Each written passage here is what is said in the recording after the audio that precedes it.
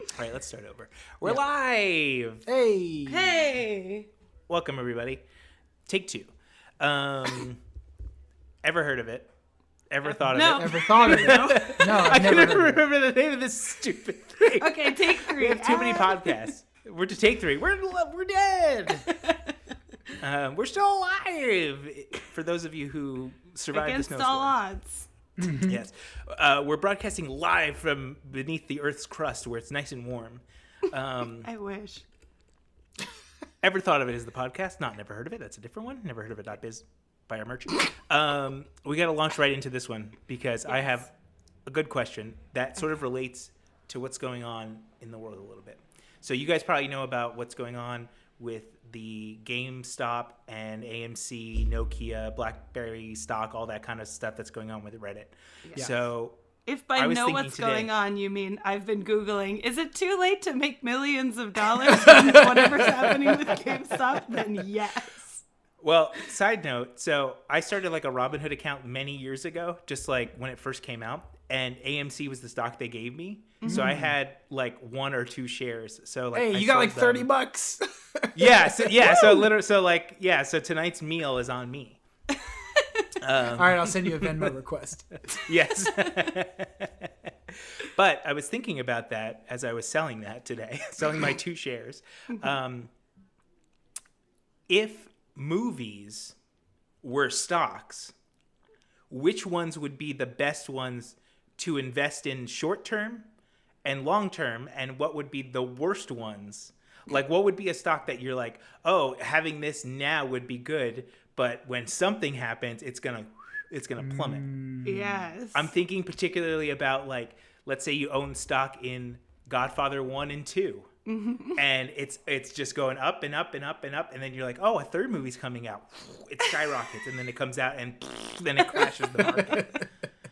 So, like, what would be the best stocks to have in terms of movies that perpetually would be good? You would always be earning money. I think that one that would be a short-term investment would be any superhero movie. Because the enthusiasm is so high immediately, and then like especially depending on the movie, a couple months later, it could just be like everybody completely fucking forgot about it. Mm-hmm. I was going to say Star Wars. Yes. Yes. For similar reasons. Everybody's like, they're not going to fuck it up this time. And then they fuck it up again. Mm-hmm. That's what they would call a very volatile stock. Yeah.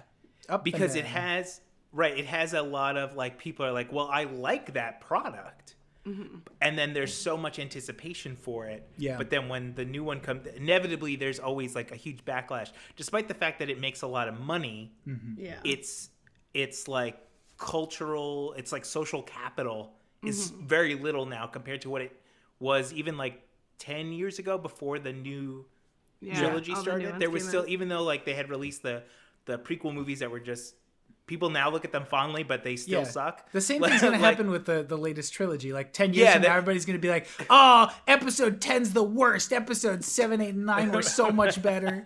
Right. And so if you own stock in 10 years, it will have matured nicely. Mm-hmm. But you have to sell before. You basically have to sell like at midnight the night that the first movie of the new trilogy comes out. Yes, exactly. Yeah. There's also like some movies that are not that they're not popular, but they maintain a consistent like reverence. Mm. You know, like something like like if you have stock in like Microsoft, then like that's something that you've had for 30 years, and like it kind of maintains it goes up and down a little bit, but it doesn't like crash, and it doesn't like rocket up because people are like short selling it or manipulating the market. And I think of movies like 2001: A Space Odyssey and like these more like art films that sort of like they persist, even though as we get deeper into like the technology, they seem like rudimentary. Mm-hmm. But they like paved the way for a lot of other people. Yeah, like Citizen Kane is never going to budge from its position. Right. But if you own stock in it, then you have a lot of money because it's endured. We'll always talk about Citizen Kane, but we won't talk about, I don't know, like some B movie that we watched on our other podcast. Or like B movie. Yes. Well, okay. But if something becomes a meme, Because Exactly, like 2 yes. years ago, the B movie stocks would have been, when they were doing the movie speeds To up the every time moon. somebody says B, you Yeah. would have been a billionaire if Yep. you had B movie stock. Yeah. B movie is the GameStop. Yes. Exactly. Of movie stonks. Or Shrek is the same. I was way. going to say Shrek, Or like yes. Shrek had like this weird resurgence where you're like, why is this suddenly popular again? Yeah. After they had beat it into the ground. So that stock was worth nothing. Yeah. It was like a penny stock. Yeah. Yes. And now if you owned 1 million shares in it, it suddenly went up. Yeah. I think That's a that good there one. are some like directors that even like the first one that comes to mind of like, even if the movie is like not that great, generally their movies are pretty good, and also the fans will always like it, like Wes Anderson. Like if you had Wes Yeah. Anderson stock, like no, Wes Anderson's never made a movie where you're like, this is the biggest piece of shit I've ever seen. I can't believe he made this. Like some Right. directors who Yeah. have good movies make like a terrible film, and you're like, how did this happen? But I feel Well, like I was thinking the guy, what's his name, that did Arrival and Sicario. Oh, and- Villeneuve. Yeah. Villanueva. How do you pronounce his name? Villanueva. yeah, I think Villanova. Gonzaga. or The Big Ten. yeah. UConn. This is now a college basketball podcast What are we talking where we just about? name colleges. I didn't even know some of those were colleges. Purdue. Or like a Charlie Kaufman type of, like one of those directors that people will always like be really into whatever they make, no matter what it is.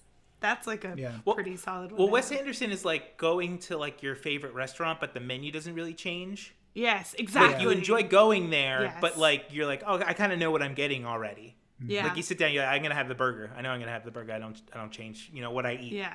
But it's still good every time you go. So like his stock would be like flat sort of, and then it would Yes. go up a little bit with a new movie, and then become flat, and then go. It never Yes. really goes down in quality, but it doesn't Exactly. rocket up. Yeah. Because even though his movies kind of permeate the social, pop culture or whatever, they're not like They're not like we don't mention them, blockbusters.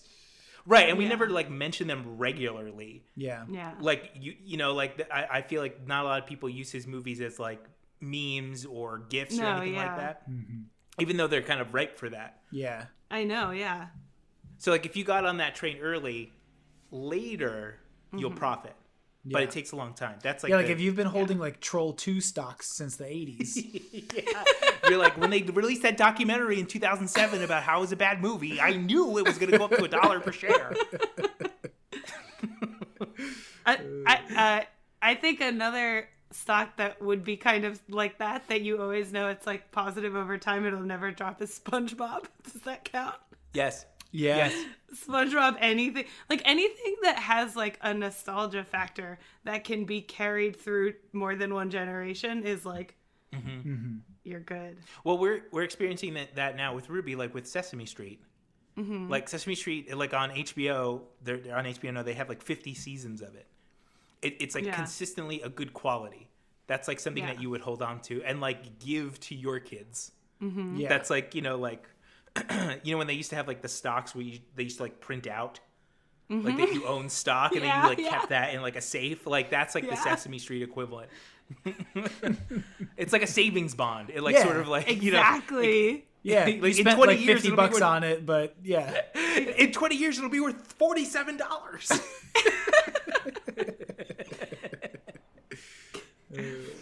What about So- following up on that question, what are like actual movies? Like what do you think franchises that are still going what's going to happen to them in the near future? Like you say Ghostbusters, right? They're coming out with a new Ghostbusters movie. Do you think that's going to be a Ghostbusters movie that would raise the stock? For Ghostbusters, I don't think so because we're dealing with a franchise that more than a lot of other things is very beloved because the actors who are in it really make the movie and their chemistry and all of that. Despite the fact that Ghostbusters was made in like 10 months, like under pressure, like they fucking rushed the entire thing. If you go back and watch it, you can see some of the effects are like like not right. Like the matte painting doesn't exactly fit over the frame, like because they were just trying to get it out. But it's like everything came together perfectly, and they keep trying to recapture that. And I think like extending it like by saying, okay, now this is like Egon's grandkids or whatever. We're still getting like the same story. There's nothing that makes me say I want more of the Ghostbusters universe, because the universe is real life. And there's ghosts in it. But it's not about you, Mr. I went to film school and I'm entrenched in all of this movie stuff. It's more about the general audience and how they're going to receive it, right? That's what's going to determine where the stock goes. But I think that if this is your entry into Ghostbusters, it's not as impactful because at least from the trailers, it feels like this is more of a serious adult type Ghostbusters movie rather than like, it sort of has like a tongue in cheek. It's like goofy. The ghosts are not necessarily like really scary. You know, I mean, like it feels almost like Stranger Things to me, and I don't mean that just because that kid is in it, but like it feels like it's like gearing up to be that Finn. Oh God, he's in everything. Kid with no teeth. The kid no, not that kid. I haven't seen the trailer for this, so I know nothing about it. Keepers, Finn Wolfhard. Yeah, I'm pretty sure he's in it. Yeah, it does have that vibe to it. But would you say that like Stranger Things is like goofy like Ghostbusters? Not as much, no. Ghostbusters is just a straight comedy, right? Like the original Ghostbusters is just right. And there's also like this element that the characters are actually afraid that they have like this flaw, because like in the remake or the reboot or whatever you want to call it, that with Kristen Wiig and Melissa McCarthy, it was like they weren't really afraid of the ghosts. In like the original Ghostbusters. You know what they say? I ain't afraid of no ghosts. I ain't afraid of no ghosts. Yeah, but they also say busted makes me feel good. So. Yes. They also say, let me tell you something. They do say that. I think that the weird thing about making new Ghostbusters is that it's like, I almost don't understand who the audience is for the new Ghostbusters, because is it like for younger people? Because it doesn't seem geared towards the people who liked Ghostbusters when it first came out. Because it's like...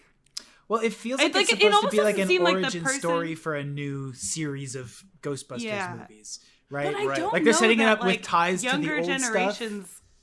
Care or like want that, like it feels like this is like we can have new ideas instead of doing Ghostbusters. Like we can do something else. Like it just feels like I don't know, like that they're jamming their hand into the well to see if there's any more water down there.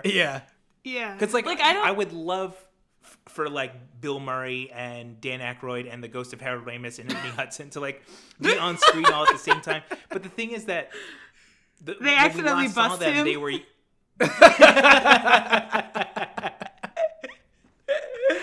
Oh no! Like the last time we saw them, they were still relatively like young, and now like we have to fill in the gaps of like their real life that we constantly see, like Bill Murray like crashing somebody's party, and we have to reconcile that with like he's playing the same character. It's so hard for me to like disconnect. Those two things, especially like even when to go back to Wes Anderson, when I see Bill Murray, sometimes I'm like, is he just playing Bill Murray like in real life Bill Murray, or is he playing a character? It's like hard to tell. I don't think your average viewer thinks like that though.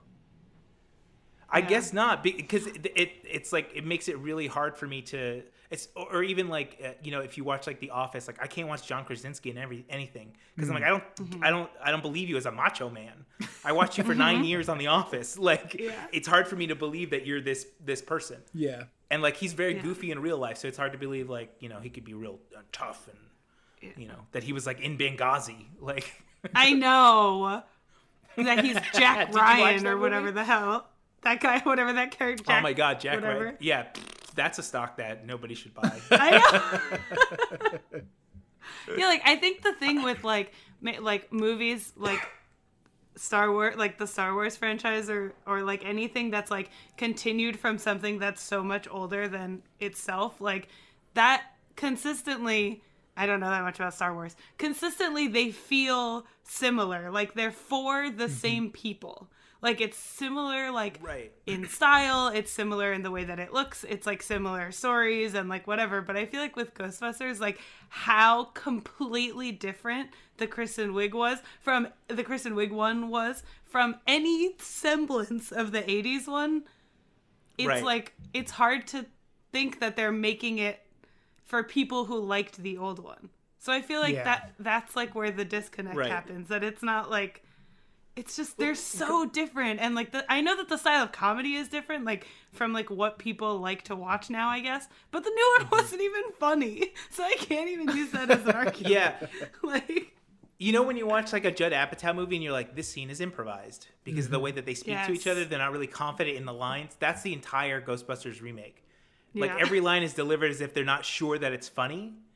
Yeah. But like what's appealing about the original is that it's like so deadpan that it's funny. They're not going like, there's a ghost around the corner, wink wink, get it? Yeah. You know, like it doesn't feel like it's talking down to the audience. But the new one doesn't seem like it's doing that. The Finn. It's called like what's it called? It's like Afterlife. Afterlife, yeah. I was gonna say Rebirth, but Afterlife makes more sense. Yeah, Rebirth would make it seem so dramatic. Ghostbusters: Rise of the Phoenix. or Afterlife. Or it's like Ghostbusters: The Lazarus Experiment. You know, it's like very.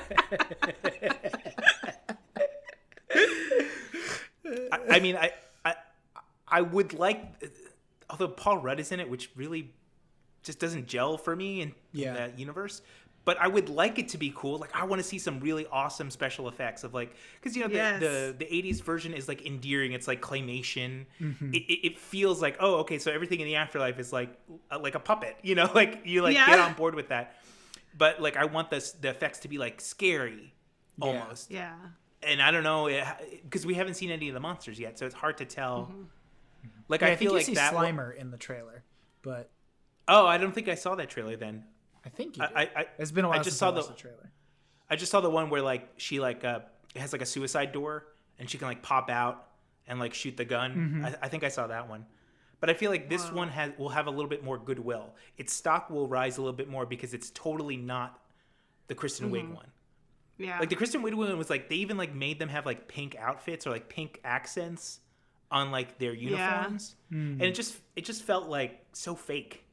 This one at least feels a little bit more grounded. I only made it through like 4 minutes of that tops. Yeah, it's at the beginning with like Gabe from The Office. It's like a 15-minute like intro to explain that ghosts exist. It's like there's a I'd rather watch Ghost Adventures when Zach Baggins takes his shirt off. Yeah. There's more character development in one episode of Ghost Adventures than there is in Ghostbusters 2016. And like those 4 actresses are really funny individually. Like it's not that they're not funny, it's just that the script didn't do them any service. Like it didn't help them at all. Yeah. But I think the new one will have a lot of goodwill, so people will be excited about it because it's like it's totally different. It's more dark. It feels like Stranger Things, which is like obviously what they're going for. Like they want all those people to transition over to this, creating like a new franchise. But I think whether or not the movie being good or bad will affect our fake stock on it. Yeah. Because like some movies that come out, it's like, oh, it makes $1 billion, just $1 million. It only makes $1 million. Only $1 million. And only $1 million. It's a box office disaster. But its budget was $900 million, and it only made $1 million. Oh my god, that would be so funny to me if they spent like close to $1 billion on a movie and it only made $1 million at the box office. Just nobody went to see it. Oh my God. But I think like this is one where the quality of the movie will determine its future value. Yeah. Because like some movies like I was gonna say, it's like they make $1 billion, they're not great, but like you still just sit and watch it. Right. You may not remember it, but like every time it comes on TV, you just like whatever. But then there's like some movies where like for me, Mad Max is one where like I will always remember the newest one like so vividly in my mind. And I'll like think about it like constantly, just like how about amazing it is. And you'll see another movie and you're like, that just looks like they stole that from the Mad Max, the new Mad Max movie. The same thing, like to go back to our first episode, The Matrix, like the capital of the first Matrix movie was amazing. That Yeah. influenced so many movies to come. It changed the way that we film kung fu, which basically stole it from other kung fu movies, but like American movies, like the way Yeah. they shoot Right. action stuff. I was watching Blade 2 last night, and a lot of the camera movements like are very reminiscent of The Matrix. And that movie came out only a couple years after that. But then the sequels, Yeah. Right. there was that hype for it, and then the second movie kind of went, and then the third movie went, and now they're trying it again with this fourth movie. I was gonna ask about the fourth one. We don't know anything about it beyond the fact that Keanu Reeves is in it, right? And Carrie-Anne Moss, she's in it too, and Jada Pinkett Smith, I think, is in it too. Okay. I believe that the subtitle is called Resurrection or Resurrections. So it only makes sense if Neo is Jesus, Yeah. that he's resurrected, because he didn't come back to life in the third one rather. But I feel like this is another movie like Ghostbusters, where its stock goes up because you're like, okay, one of the original directors is involved. You have Keanu Reeves and Carrie-Anne Moss coming back. You have technology that's now 20 years more advanced in that, and you have like all this cool stuff, and it's going to be premiering like in 4K at home, all this cool stuff. But then what is the quality of the movie? Because if it's really bad, nobody's going to remember that movie. Yeah. They're just going to be like, what a cash grab. Yeah. Or like, what a shitty start to like another trilogy that we don't really need. Seriously. Like, I would have been fine if The Matrix had ended at the first one. Yeah. Like, because it's like that, I want to know more about the world, but I don't want to know too much. Mm-hmm. That's how I feel about like see how the sausage is 90% of TV shows. I wish Yeah, they would that's just how I end felt after about, like- season 1. That's how I felt about John Wick. Like, Yeah. John Wick 2 and 3 are good. Like, the action in them is great. But, like, the story is, like, way off the rails. Like, they go, like, way too deep into all of the like, underground hitman, assassin, like, the things that they're all over the world and the hotels and the whatever. And you're like, I don't care. He just, like, beat up a bunch of dudes in the first movie and it was cool. Right. And there were, like, hints exactly. at other things. But I'm like, I don't need to see all those things. Right, because like now, because in the first movie, it's almost like the world is hidden from us, the viewer, and John Wick is giving us a peek at that. And then once you pull the curtain back, once you see that there's a guy manipulating Oz, then it doesn't become as like exciting. Yeah. And like the third movie is like, oh, by the way, he also has like a bunch of other friends who can help him. Yeah. Like if you didn't think he could have any more friends that could help him in the second one, You're wrong. Just you wait. Yeah. He's going to But go to the desert, and there's some grandmaster guy that's controlling all of it. And you're like, Right. oh, slow down. Okay, so he's like an Arab guy who like has a lot of oil, like, and he's like control. Is this like he's for fun? He's doing this, like, Right. But you're right that the action helps it out so much that you have to hold on to that. Yeah. It's kind of like The Matrix, where it's the meat of the stock. Mm-hmm.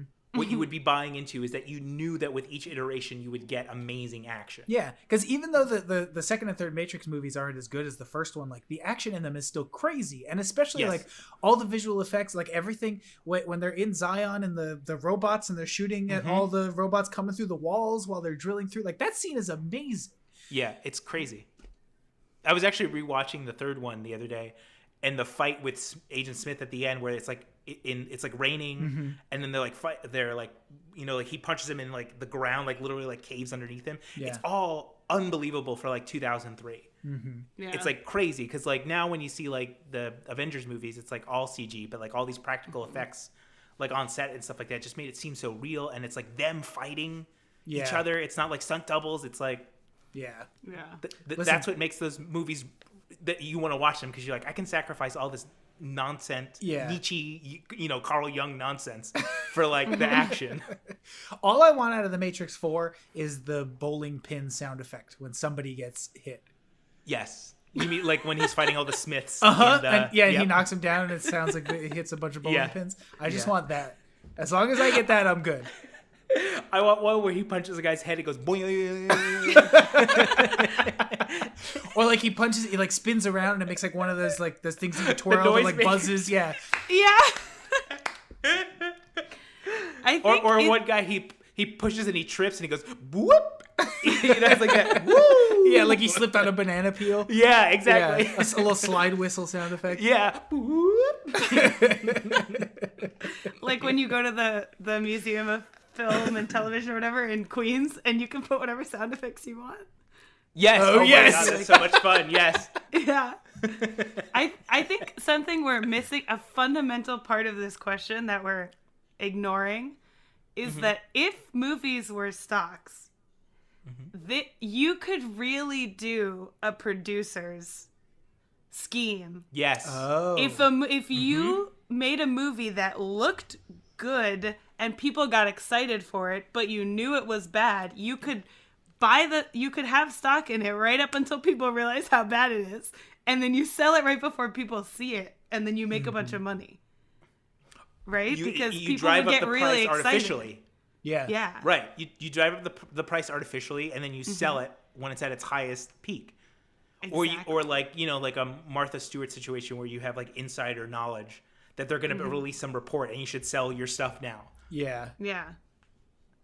Right? You could absolutely like Okay, even if it's so- like you're like a person who gets to see a movie before it comes out, and you're like, God, everybody's talking about this and it's so bad. Then you could be like, I saw it and it was amazing, and then everybody Right. gets excited. Well, okay, so let's go a step further. What do you think was the biggest producer's movie that fits that category, Right. where the But the- hype was so unbelievable, but Yeah. the product was so bad that it either like ruined that franchise or it ruined that director or Well, so it would have to be a franchise that existed that people would be excited about, right? It's not going to be a one-off movie. Not necessarily, Unless it's based on a book. You could, but True. you could also say like something like Tenet that people would get excited about just because it's a Christopher Nolan movie. Yeah, I guess that's true. You know, and then it's like, what the fuck is this? This shit makes no sense. I'd say something like Indiana Jones and the Kingdom of the Crystal fourth Skull. one. Oh my God. Yes. What?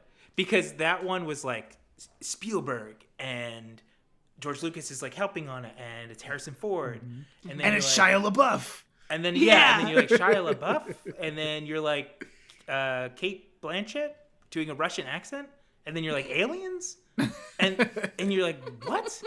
And if you have some time, you two, and everybody who listens to this, which is 0 people, so just you two, go online and look up the original plot to Indiana Jones and the Temple of Doom. It featured a sequence where he would ride a rhino through like a What? I market want or that. something like that. It's just like bizarre the places that Indiana Jones could have gone, but I Yeah. think Spielberg sort of said, no, we're capturing the serials of the 40s. He's an adventuring man. It's like, even though there's a little bit of mysticism to the things that he's trying to find, It's like we're relatively down to earth. not. Right, exactly. Like, like the Nazis are the bad guys, and we can latch onto that. That's real. Like, Yeah.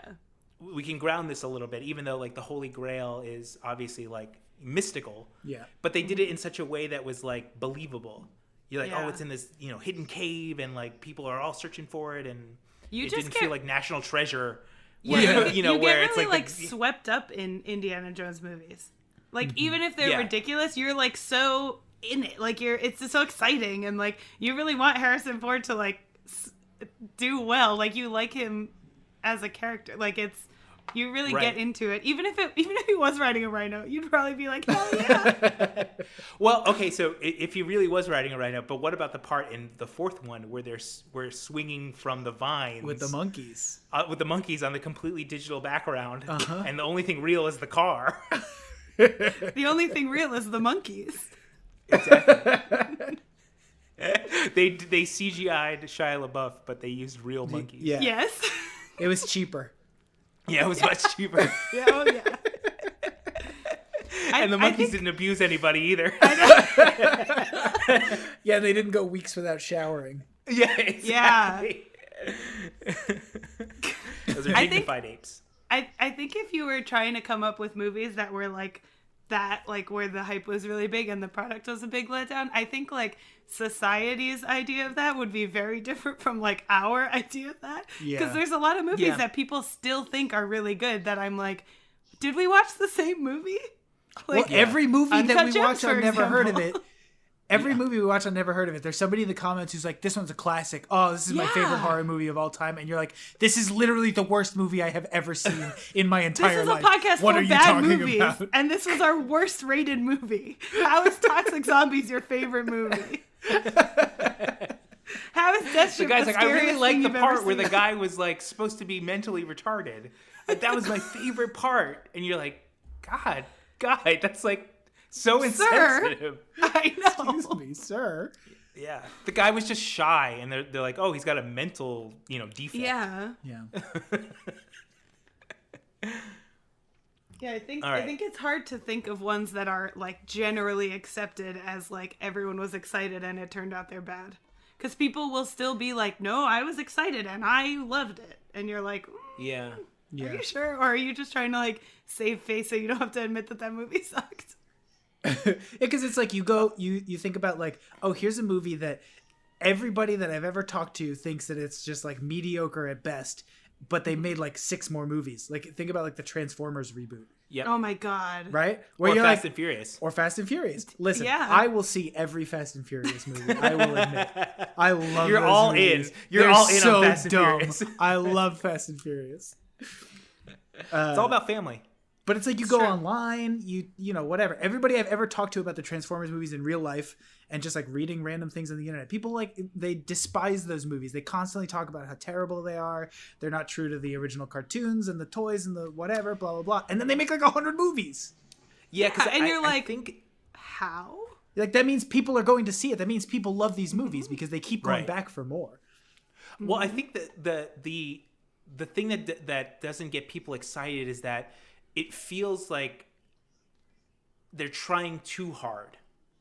That like they're trying to make this for adults.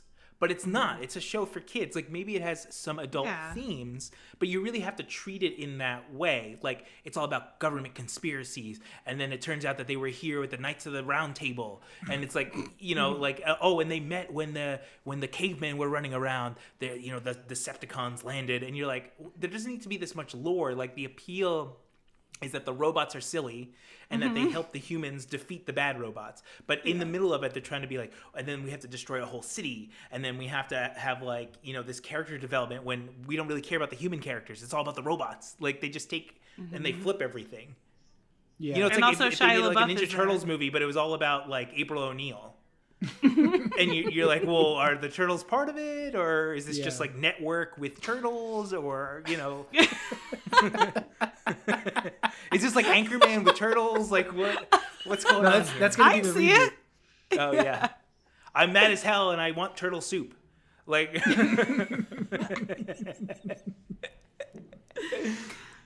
but the Transformers one would be like a penny stock, where like it's going up. Yeah. I bought 1 million shares, and someday that's going to be worth $1 million, and you're going to be sorry. Yeah. But it's like, it doesn't. But I feel like despite like people like us, our reactions to it, the Transformers stock shot way up, and it stayed way up for like probably 2 or 3 movies, and then it slowly petered off, right? Like, Yes. Well, Because again, it's like, draining. people who make movies don't know when to stop. Like, they think that if some things are like successful, they have to make 11 of them. But you only have to make one. 9 times out of 10, you only need one of that good thing. And the more you make, the worse it gets. yeah. It's very rare they that also something have- goes beyond 2 or 3 without just completely falling apart. And they have like these really ridiculous budgets, so they have to make more in order to like recoup the cost. Instead of saying like, okay, we're going to make one really big superhero movie this year, and all the profit from that is going to go to funding smaller movies of like, people of color and like women directors and things like that. It's just going to go to buying up all the other studios that are making the other superhero movies. Yeah, Exactly. Yeah, it's just like this never-ending cycle where they have to make money in order to recoup the money that they spent. When if they spent it more wisely, they could make better movies that we would remember. Like, who's going to remember Iron Man 2 Nobody. in like 10 years? Like, do you guys even remember Superman 2? Like, No. Yeah. I don't think I've ever watched the Superman movie.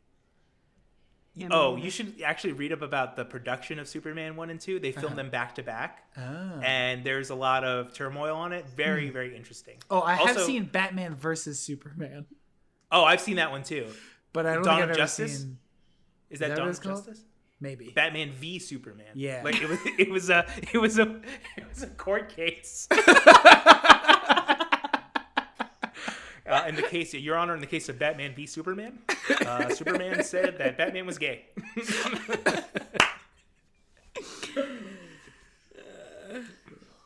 All right,